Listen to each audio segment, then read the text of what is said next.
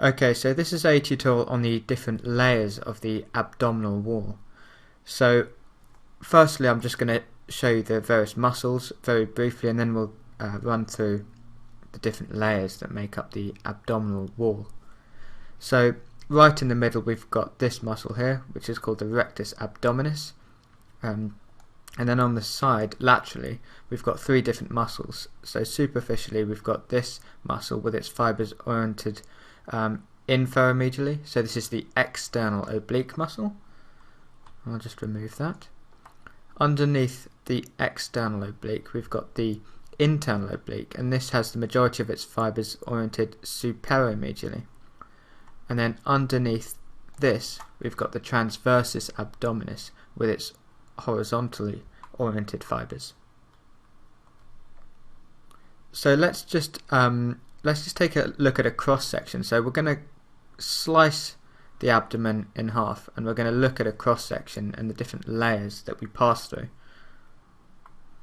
So we're looking at a cross section now, so I'll just orientate you. So anterior is this side, and you can see the Rectus Abdominis muscles, and then laterally you can see the three muscles I just showed you, so the external oblique, the internal oblique, and the Transversus Abdominis.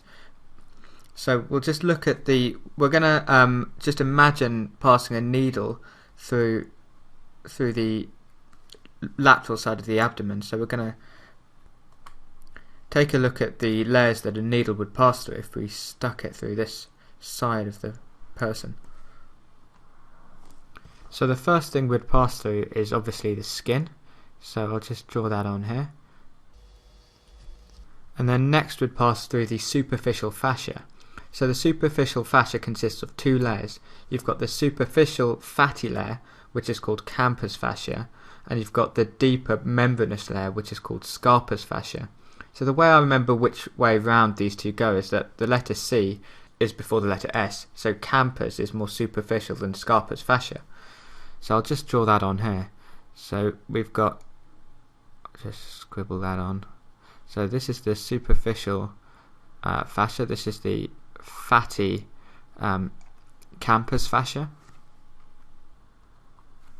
and we've got the membranous layer, so scarpus fascia.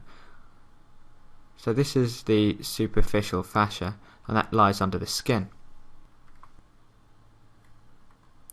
And then after this, the superficial fascia, it depends where you're really putting the knife or needle or whatever.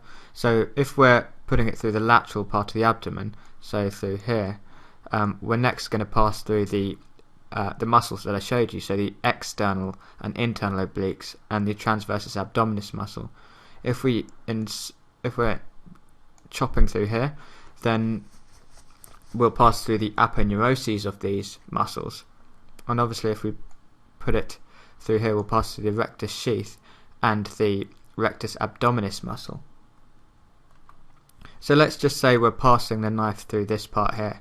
So we've gone through skin, and then the superficial fascia, which consists of the campus and scarpus fascia, and now we're going to go through these three muscles. So this is the external oblique, then the internal oblique, and then finally the Transversus Abdominis.